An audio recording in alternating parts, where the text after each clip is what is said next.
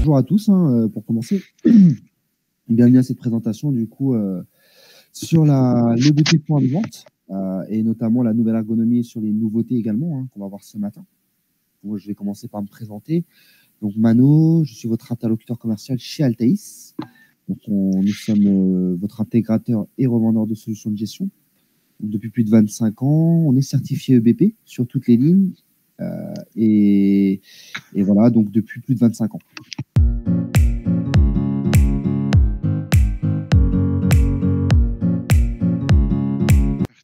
Donc, concernant point de vente, à l'ouverture du logiciel, voilà ce que vous aurez. Donc, vous aurez cette ergonomie-là avec des accès rapides. Alors, le point de vente se compose de, on va dire, entre guillemets, de deux modes d'affichage. Vous avez le mode d'affichage back-office, ce que vous voyez là actuellement, qui est, on va dire, tout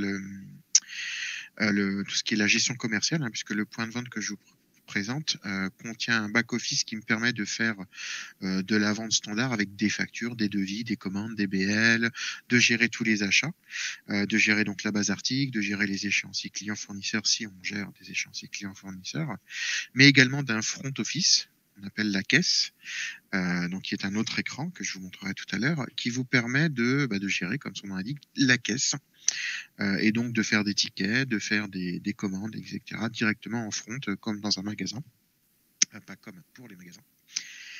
Directement. Donc je vais commencer par l'ergonomie on va dire de la partie back. Je ne vais pas partir 3 heures dessus, je vous rassure. Et après, j'irai dans le front office pour la navigation de la caisse. Donc à l'ouverture, comme je disais, on a des accès rapides si on veut tout de suite faire des ventes. Alors si on ouvre le back, comme je vous l'ai dit, on a deux interfaces et on peut demander, en fonction même d'un ordinateur, imaginez que vous avez un réseau de postes, vous allez avoir un PC qui va être dans le bureau du patron, par exemple, ou de la patronne. Et donc là, ce sera le back-office qui s'ouvrira. Par contre, dans le magasin, ce sera la caisse qui s'ouvrira. On a deux affichages possibles. Donc dans le bac, on a tout ceci. On a le volet de navigation à droite où il y a 3 menus. Le fil d'actualité où vous avez donc les nouveautés logicielles, les conseils et astuces qui vous ramènent si vous cliquez sur notre centre d'aide, et le fil d'actualité où là, on a les informations sur la loi anti-gaspillage. Parce que vous savez que maintenant, avec la loi anti-gaspillage, on va arriver à de plus en plus à ne plus imprimer de tickets et donc d'envoyer par mail le ticket si le client le désire, bien évidemment. Donc voilà, donc ça c'est des informations qu'on vous affichera au fur et à mesure, tout le temps. Ça s'actualise en fonction des moments. Vous aurez également un volet en haut qui est réparti on va dire en 3 blocs. Le bloc ici où là vous avez une centralisation des paramètres de la page d'accueil, carnet d'adresse et d'accéder au front. Vous voyez la petite caisse qui est là qui me permet d'accéder au front. Ensuite, différents univers métiers dont les favoris, où dans les favoris vous allez pouvoir mettre des menus que vous utilisez fréquemment dans le back-office. Donc là, moi j'ai mis les articles, les inventaires, commandes, factures et clients. Et après, des univers métiers qui sont très parlants. Je ne vais pas forcément tous y rentrer dedans, mais voilà. Et complètement à droite, vous allez retrouver un 3e bloc qui vous indiquera, là, la petite cloche vous indiquera s'il y a des alertes. Donc, vous pourriez vous mettre des alertes sur le stock à l'ouverture du dossier, des alertes sur des échéances pour des clients qui seraient en compte, etc. Puis après, les aides et le lien vers nos partenaires, si vous aviez besoin de partenaires, un site de e-commerce, par exemple. Toujours en termes d'ergonomie, si je vais par exemple dans mes clients, au niveau du logiciel, dans le back-office majoritairement, on va dire, vous pouvez faire des vues. Là, vous voyez actuellement, j'ai une vue. Donc, le vue, c'est l'afficher plus ou moins de colonnes. Là, j'ai une vue que j'ai précisée, que j'ai mis volontairement en forme, avec un peu de couleur. Donc, on voit en rouge, c'est les clients qui me doivent de l'argent. En violet, on le voit ici, c'est un client à qui je dois de l'argent. Donc, il doit y avoir un avoir. Et on range les champs non renseignés. Donc, on voit qu'il y a certains clients qui n'ont aucune coordonnée téléphonique ou email. Donc, voilà. Le logiciel adapte la colonne en fonction. Donc, ça, c'est de la mise en forme conditionnelle. Et ça peut vous permettre de faire des extractions. Là, je suis dans la liste des clients, mais dans la liste des articles, on a le même principe. On pourrait mettre en rouge tous les articles qui sont en rupture de stock ou qui vont arriver en rupture de stock par rapport à un seuil. Voilà, donc vous avez tout un tas de paramétrages que vous pouvez faire au niveau des vues. Qui vous permettra d'optimiser vraiment votre temps de travail et de ne pas à chaque fois courir après, de dire combien j'ai en stock. généralement, on fait des inventaires, voilà, mais en tant que si je dois gérer en fait mon stock, bah, c'est important que je sache si je dois en réapprovisionner ou pas. Si c'est quelque chose qui part, je sais que ça se consomme assez rapidement, bon, bah, faut que je fasse du réappro en fonction. Donc j'ai ces options-là au niveau des vues. Et après au niveau des vues, dans toutes les zones de vue où on sera, on a ce qu'on appelle la zone recherche qui fonctionne comme les moteurs de recherche sur les navigateurs internet, où vous tapez un peu des infos. Si je tape MA espace 39 par exemple, bah, le logiciel il a filtré sur tout ce qui contient MA et 39. Et donc là, comme j'ai Champigny-sur-Marne, bah, j'ai MA et j'ai 39 parce que je dois avoir 39. Un Je ne numéro sais de pas où j'ai téléphone. trop. Oui, c'est ça, c'est ça. Donc voilà, donc le logiciel permet de filtrer par rapport à plusieurs critères. Voilà.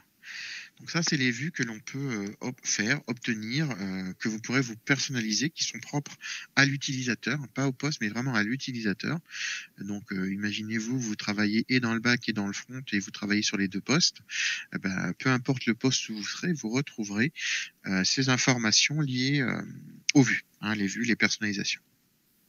Donc on peut en faire quasiment partout des vues, et c'est des vues qu'on peut extraire. Hein. S'il y a besoin de faire une vue filtrée en disant bah tiens je veux faire une extraction de toutes les échéances par exemple que me doivent les clients. J'en ai pas beaucoup parce qu'effectivement, je m'en sers essentiellement pour du front, donc j'ai très peu d'échéances, mais bon, pourquoi pas. Là, on voit que j'en ai deux. Bah, je pourrais, imaginons que j'ai un stagiaire qui est là pour 3 jours. Je veux pas forcément lui donner accès au logiciel parce que le temps de le former, etc. Voilà. Mais par contre, je pourrais lui demander de relancer les clients. Bah, je pourrais tout simplement lui extraire les échéances avec les coordonnées du client, faire un export Excel. Et donc là, j'ai un petit fichier Excel tout propre que je peux donner à la personne qui va travailler à la limite sur Excel et faire du phoning. Effectivement, quand on a un stagiaire et qu'on est en magasin, on va lui apprendre à utiliser la caisse, pourquoi pas, on va l'accompagner. Mais s'il y a besoin, si c'est quelqu'un qui fait pas des ventes, une formation de commerce, mais plus une formation, on va dire de comptable ou d'administratif, bah, ça peut être intéressant de le mettre sur la partie back et de lui extraire des données, parce qu'il est là que 3 jours par exemple, et donc on va pas forcément lui mettre un accès complet. S'il était là plus longtemps, pourquoi pas. Donc voilà un peu pourquoi les vues, on peut faire des extraits. Après, ça peut être aussi pour des stats, pour des reportings, etc. Concernant le front, donc je vais basculer dans le front, hein, je vais cliquer donc sur l'icône caisse. Donc là, j'ouvre un écran, donc c'est l'écran qui permet de choisir si je vais dans le back ou dans le front. Je vais d'abord faire une clôture parce que je n'ai pas fait ma clôture de la dernière fois, donc je fais ma clôture. Pendant ma clôture, j'ai la possibilité de déclarer les valeurs par rapport aux valeurs faciales. Moi, j'ai demandé à saisir, et vous voyez le montant a été mis volontairement à 0. Hein. C'est un paramètre dans le logiciel qui permet, lorsqu'on fait une clôture, que le montant du fonds de caisse ne soit pas repris et que ça oblige le collaborateur à saisir le montant de caisse. Moi, je mets généralement toujours 150 €. Donc, je vais avoir un écart, hein, clairement. Voilà, oui, je sais que j'ai un écart. Donc là, j'ai la clôture qui est en train de se faire. J'ai mon Z de caisse qui va sortir, que je peux imprimer ou pas. Hein. Je pourrais l'imprimer d'une autre manière s'il y a besoin via le back-office. Et j'ouvre la caisse. Et à l'ouverture de la caisse, même principe, j'ai ma déclaration des valeurs faciales qui va apparaître, qu'il me reprend automatiquement la valeur que j'avais en sortie, ce qui est logique. Et donc, s'il y a besoin, je peux mettre autre chose, parce qu'imaginons que là, je mets un peu plus, donc je peux mettre 200, ou je peux dire en valeur faciale combien il y a. Donc, je fais OK. Le ticket, comment il se présente? Alors, dans mon cas, en plus, je demande à ce que, à chaque vente, j'ai un collaborateur qui soit indiqué. C'est pas une obligation, c'est un paramètre, donc je vais sélectionner ma fiche directement. Je retrouve d'ailleurs le nom du vendeur ici, ainsi que le type, si c'est bien un ticket. C'est important ce que je viens de dire, vous verrez par la suite. Et mon écran est réparti, on va dire, en 3 parties. La partie ticket à gauche, la partie action, on va dire ici, et là le texte qui va nous faire apparaître 2-3 informations de temps en temps. Vous le verrez. Pour faire une vente, c'est assez simple. Soit j'ai une douchette, je bip le code barre et à ce moment-là, l'article apparaît. J'ai pas de douchette, donc je vais le faire à la main. Je vais aller chercher mon article. Pour chercher les articles, j'ai le bouton ici action liste article, et là je retrouve tous mes articles. Et vous vous souvenez, je vous ai parlé de la recherche. Donc là, si je tape une recherche, je vais taper, je sais pas, les héros. Le logiciel. Ah, oui, c'est héros avec un accent. Voilà. Non, non. Ok, bon, on va marquer porte. Voilà. Un petit porte-clés. Je choisis mon porte-clés, je fais OK. Je clique dessus et je le sélectionne. Là, il me le met. Si finalement j'en ai 3, bah, j'ai juste à sélectionner la ligne, dire qu'il y a 3 quantités et automatiquement, voilà. Donc, quand en fait on a mis l'article, si on n'a pas précisé combien on avait au départ, on peut le faire après coup. Comme on peut dire, bah là, le prix, je vais le diminuer parce il y a une remise, donc je vais faire une remise de, je sais pas, de 2%. Donc, j'ai juste à sélectionner ma ligne, faire 2 remises pour cent, automatiquement, j'ai ma remise qui est. Si finalement il n'y a pas de remise, bon ben voilà, remise, voilà, puis je peux dire non, en fait, il y a 2 € de remise. Voilà. Un calcul un peu plus long. Même principe, si, comme je vous l'ai expliqué, j'ai 3 articles, ben, j'aurais pu faire 3 listes articles. On voit bien qu'ici le 3 est affiché. Je vais montrer et je vais dire il y a 3 masques bannières automatiquement. On a également là, bien sûr, la possibilité de rechercher, de taper le code hein, si on le connaît. Alors là, je vais aller voir.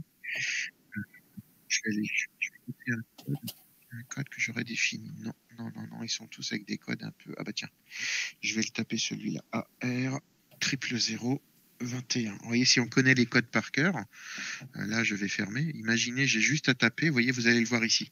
AR 1, 2, 3, 21.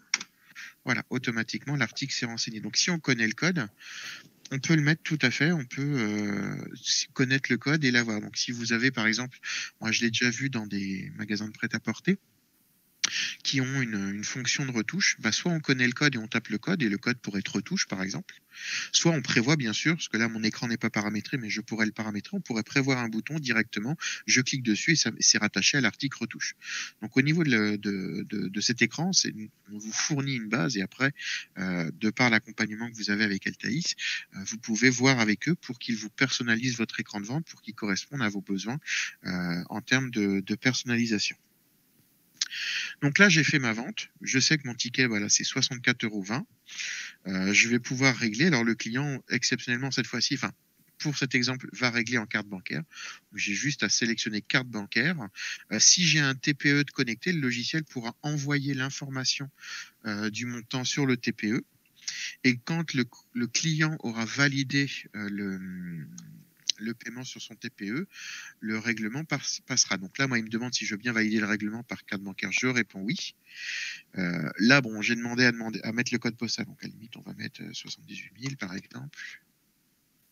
Voilà, hop, je fais entrer Versailles, ça reprend Versailles. J'ai juste à faire OK. Si j'avais un écran tactile, bien évidemment, ça marcherait avec un écran tactile. Là, moi, je fais avec la souris. Et je vous en avais parlé tout au début avec la loi anti-gaspillage. Là, j'ai un seuil, moi, qui me permet de dire, bah, à partir de 10 €, il me pose la question de savoir si j'envoie le ticket par mail. C'est un seuil que j'ai défini dans mes paramètres. Donc là, si je réponds oui, comme je l'ai mis à un client de passage, quand je vais répondre oui, il va m'ouvrir une fenêtre pour saisir l'adresse mail. Parce que c'est un client de passage. Donc ça me permet de ne pas forcément mémoriser l'adresse mail dans une fiche client, de le stocker effectivement uniquement sur cette vente-là et uniquement là. Et donc de ce fait, je ferai valider l'email par tiret. Là, moi, je vais faire annuler. Oui. Oui, bah, bien sûr. Ici, je fais non, je fais annuler. Non. Oui. Voilà. Et donc là, l'email serait sorti. Mon ticket sort, mon tiroir, si j'avais réglé en espèces, le tiroir caisse s'ouvre, etc., etc. Faisons une autre vente. Je vais aller faire une autre vente. Comme je vous l'ai dit, je vais aller chercher mes articles. Là, je vais en prendre 2, 3. Donc, vous voyez, je fais de la multi-sélection. Et je valide par entrée, non, par sélectionner, pardon. Là, mes 3 articles sont mis. Le client va me donner, je sais pas, 10 € en espèces et il va faire un chèque pour le reste. Donc, j'ai juste à taper 10 €. Je tape espèces. Hop, automatiquement. Donc là, il commence à m'affecter. Et puis, je vais mettre le reste, comme je vous l'ai expliqué, en chèque. Et donc là, voulez-vous valider le paiement par chèque? Oui, si j'ai une imprimante chèque, bah, l'impression pourra se faire. Je vais faire OK, je vais pas mettre le code postal. Toujours cette histoire d'envoi de tickets par mail parce que ça fait plus de 10 €. Là, je réponds non. Voilà. Si je le fais, par exemple, je vais faire juste là un article qui fait moins de 10 €. Prélevant. Ouais, on va prendre celui-là. Hop. Et il me fait des espèces. Il me donne 2 €. Bah, c'est 2 €, donc c'est parfait. Voilà, espèces. Voulez-vous valider le règlement par 2 €? Là, vous voyez, il fait OK et il me pose pas la question. Il me pose juste la question de l'impression du ticket. Voilà. Parce que j'ai demandé, hein, j'ai demandé aussi ce qui me pose la question, est-ce que je voulais imprimer? Parce que maintenant, ça se fait, vous remarquez, bon, dans beaucoup de commerces, est-ce que vous voulez imprimer le ticket? Oui, non. Généralement, non. Quand c'est voilà, quand c'est des petits montants comme à la boulangerie, par exemple, on va répondre non. Et après, j'ai l'envoi du ticket par email aussi. Donc, non. Hop. Donc voilà un peu pour l'utilisation assez simple. Mais comme je vous l'ai expliqué, à partir du front, on peut faire des tickets, pour ça que je vous ai sensibilisé sur ce qui est là. Mais on peut également faire, non pas que des tickets, mais des commandes et des BL. Donc imaginons, le client vient, il vient me passer commande parce que j'ai pas le matériel, donc je viens créer une commande. Je vais pouvoir, allez Coco, quand il voudra, hop, voilà. Là, je suis bien sur une commande et plus sur un ticket. Je vais aller chercher pareil mes articles. Et je peux avoir un agenda parce qu'on pourrait dire bah, le client a prévu de passer à telle date, donc je vais le noter dans l'agenda pour que la commande soit préparée, par exemple. Et je me mettrai une alerte dans le logiciel peut-être 1 ou 2 jours avant pour commencer à préparer la commande. Je fais donc liste article. Je vais aller chercher des entrées de parc, l'histoire du parc. Qu'est-ce que je vais avoir ouais, c'est déjà pas mal ça.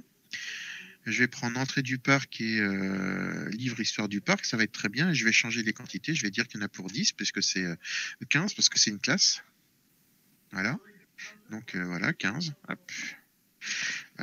Comme ça, je vais pouvoir renseigner. Ensuite, ce que je vais faire, je vais aller renseigner un client. Là, je vais aller vraiment chercher un client. Donc, je sais pas, voilà, crèche les lutins, parfait.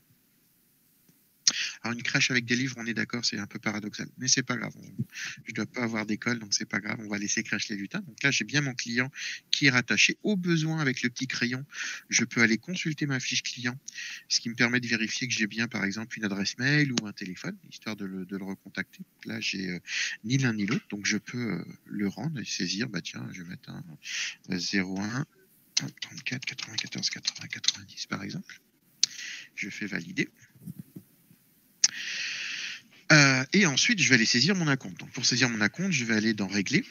Là, pour le coup, c'est un peu différent parce qu'on est sur la commande. Donc, je vais dire que je vais avoir un acompte de 30%. Donc, je vais 30% de 840. On ne va pas faire 30%, c'est un peu compliqué. Enfin, 3 fois 8, 40.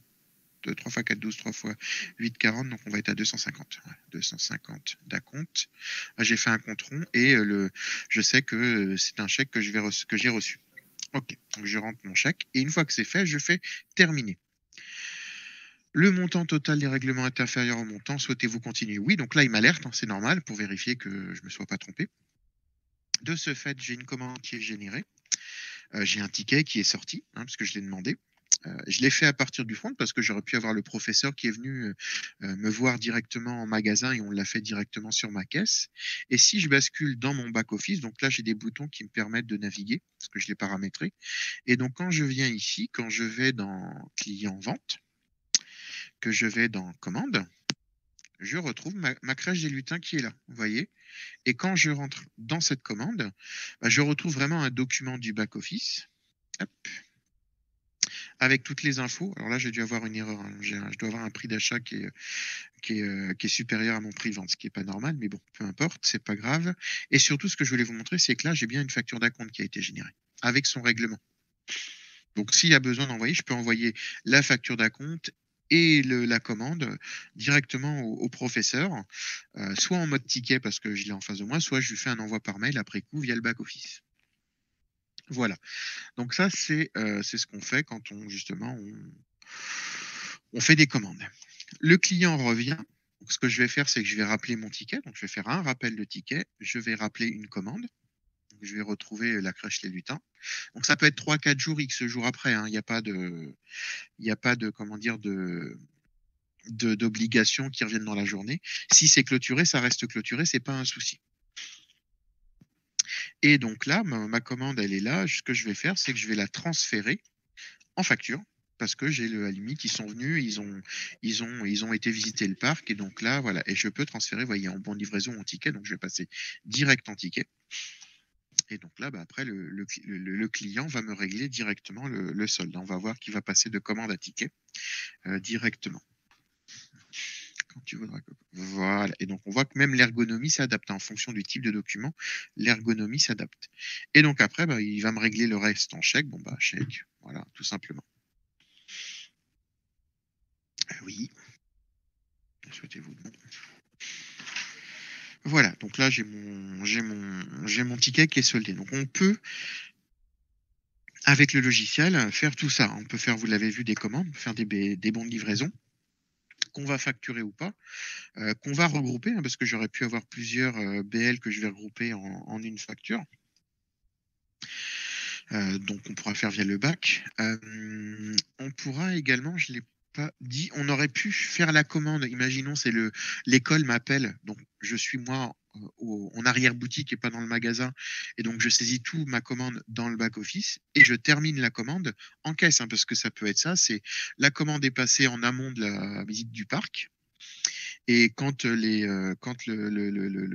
l'école, enfin la classe arrive, bah, ils ont affaire à quelqu'un qui a une caisse et qui va, bah, j'ai fait une commande, telle école, pourtant, il y en avait pourtant, voilà le numéro, paf, paf, et on sort la commande et on termine tout dans le front office. Donc c'est vraiment très pratique de pouvoir faire ce type de document, de pouvoir dire, bah, je suis dans mon front, moi j'ai accès qu'au front et je vais chercher un document du bac. Donc c'est possible pour le faire pour les commandes et les bons de livraison.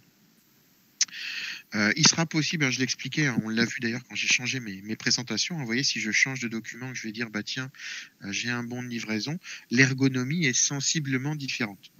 Elle est sensible. Hein, on voit que j'ai déjà moins de colonnes ici, par exemple. Alors moi, je le sais, je le connais par cœur, donc je sais les différences. Mais ça pourrait être beaucoup plus marqué. Hein. On pourrait faire des couleurs vraiment différentes. Dire, bon, bah voilà, quand c'est une commande, ça va être sur du fond vert. Quand c'est un BL, ça va être un fond, je sais pas, orange. Et quand c'est une facture, c'est du bleu.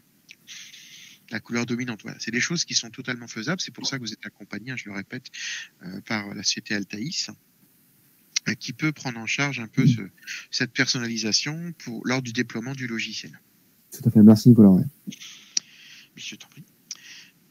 Donc voilà, bien évidemment, une fois par jour, on a les clôtures de caisse. Donc là, moi, je vais faire juste mon X de caisse ici. Donc là, je retrouve mon X de caisse, mais sachez-le, via le back-office. Là, je vais fermer ma caisse. Là, la caisse, elle est fermée, elle n'est pas clôturée.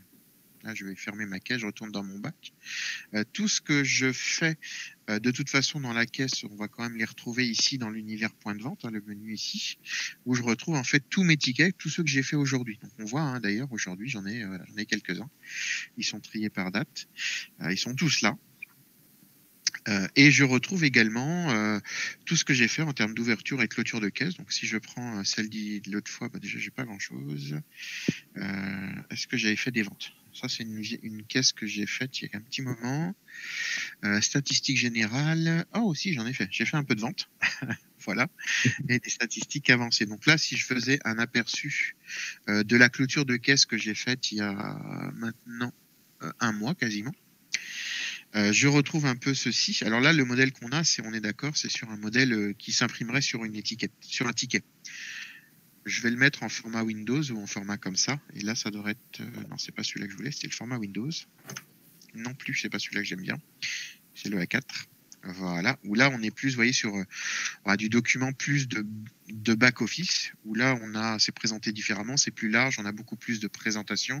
On voit quel est le commercial qui a été rattaché, on voit les familles d'articles. Comme il y a des endroits où il n'y a peut-être pas de famille, c'est pour ça qu'il n'y a rien. Si j'avais plusieurs TVA, on aurait les différentes ventilations, puis après les ventilations par moyen de paiement. Donc vous retrouvez ça, toutes les impressions peuvent être exportées dans tous ces formats-là, qui a besoin de les stocker ou de les envoyer à un expert. Vous pouvez m'envoyer le Z de caisse de la journée de telle date. Oui, je fais un PDF ou je fais un envoi par mail directement. Ici, je vais faire mon PDF. Oh, non, c'est pas normal ça. Où je retrouve voilà mon Z de caisse. Au niveau, quand on est dans le back-office, dans la partie point de vente, on retrouve vraiment tout ce qui a été fait uniquement via le front. Hop, je reviens dans mon back-office. Voilà, uniquement ce qu'on a fait dans le front. Si je vais dans vente ici, client vente, là je vais retrouver en fait toutes mes ventes. Que ce soit des ventes du front parce qu'elles sont en TC, comme ça pourrait être des FA, donc des factures que j'aurais fait uniquement dans le bac. Imaginons que vous avez un site de e-commerce vous pourriez avoir les factures faites via le site qui serait là avec FA et toutes les ventes de caisse seraient en TC. Ça peut être pratique là-dessus. Mais autrement, voilà, dans la partie point de vente, on retrouve vraiment tout ce qui est lié à l'activité magasin. On retrouvera bien sûr tous les suivis des clôtures journalières, mensuelles et exercices. Les deux obligatoires, c'est la quotidienne et l'annuelle. Et bien sûr, les clôtures d'exercice n'ont rien à voir avec les clôtures d'année. On me pose souvent la question, est-ce que c'est quand je clôture d'exercice, est-ce que c'est ma clôture comptable? Non, c'est la clôture de l'année civile. Ou de l'année comptable, bien sûr, mais ça n'a rien à voir avec le bilan. Voilà. C'est vraiment juste, j'ai fini mon année au niveau vente, je fais ma clôture et je travaille dans mon nouvel exercice. C'est vraiment juste à ce niveau-là.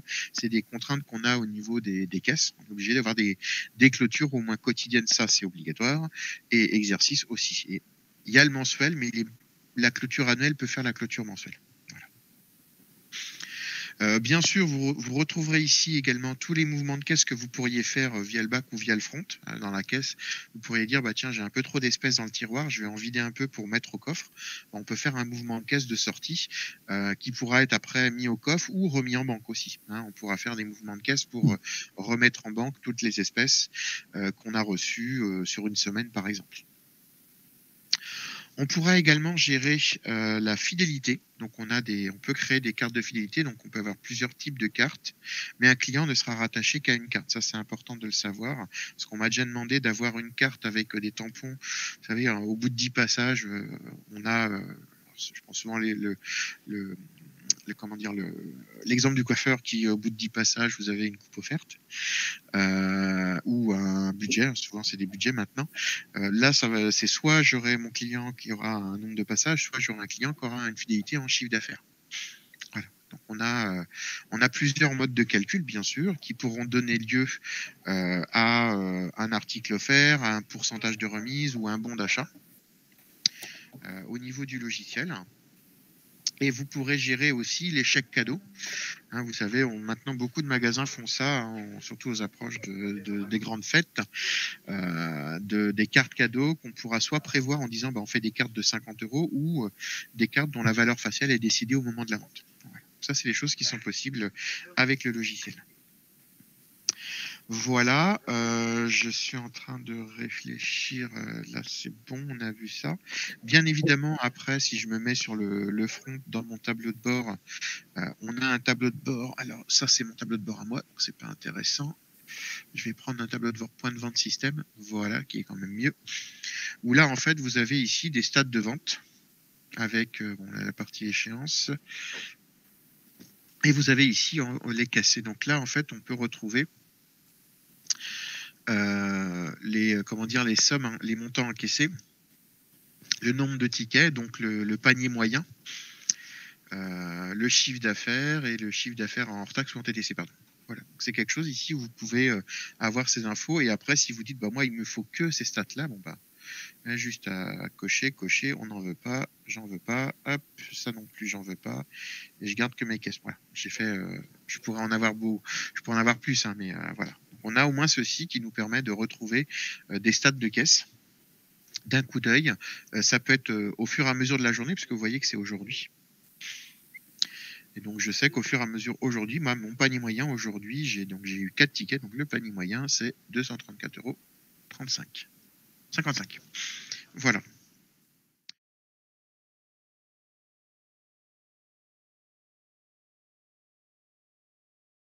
En fait, ça c'est pour un client qui était équipé de l'ancienne technologie, l'ancien point de vente, où effectivement on avait des tarifs avec coefficient dans l'article. Et en fait, dans cette version-là, le coefficient fait partie non pas de la fiche article, mais d'un tarif qu'on va appliquer. Donc on ne pourra pas l'afficher en colonne puisque chaque client sera différent. Par contre, on pourra dans les tarifs imprimer. Si je vais dans mes clients, alors on va aller plutôt dans le recueil d'impression. Je vais marquer, si je tape, je vais aller dans client. Je vais le faire à la main. D'habitude, j'utilise la recherche. Je vais dans client. Voilà. Si je vais dans client ici, alors c'est pas là. Fiche détail, voilà. Client avec tarif. Là, par exemple, on aura un document en fonction des clients. hop, on aura, bon là j'ai tout pris parce que je sais pas qui a des tarifs, donc je vais le laisser mouliner. Où là en fait on retrouve le client. Alors j'ai pas beaucoup de tarifs, hein, bien sûr je dois pas en avoir. Sinon j'irai en mettre un. Dis donc, c'est super.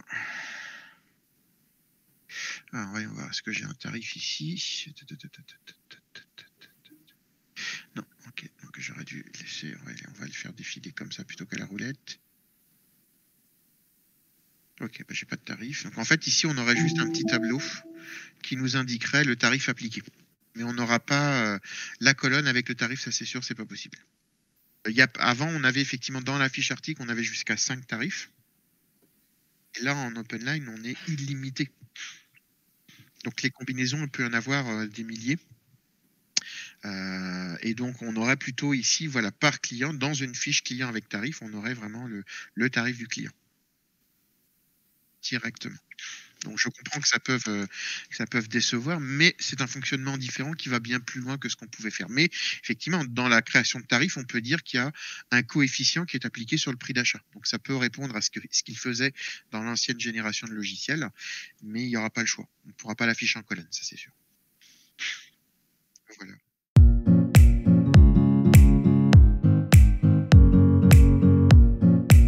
Donc Altaïs, nous sommes intégrateurs et revendeurs de solutions de gestion depuis plus de 25 ans, donc certifié EBP sur toutes les lignes. Donc c'est vraiment voilà, notre métier historique, hein, l'intégration et la revente de solutions de gestion. Depuis plus de 10 ans maintenant, on a également une activité qui s'appelle Altaïs Web, hein, dans la refonte de sites internet, PrestaShop et Magento. Et on a des développeurs qui donc, développent des connecteurs également pour connecter les CRM avec des solutions de gestion type EBP notamment. Voilà. Donc tout ça pour vous expliquer qu'Altaïs aujourd'hui, comme disait Nicolas lors de la présentation, on a toutes les compétences et on est capable de vous accompagner aussi bien sur du paramétrage de logiciels, sur des connecteurs, éventuellement des connexions entre solutions de gestion et également sur de la refonte de sites internet. Donc l'idée vraiment c'est d'avoir un accompagnement et une vision à 360 pour pouvoir vous accompagner sur de vraies solutions ERP.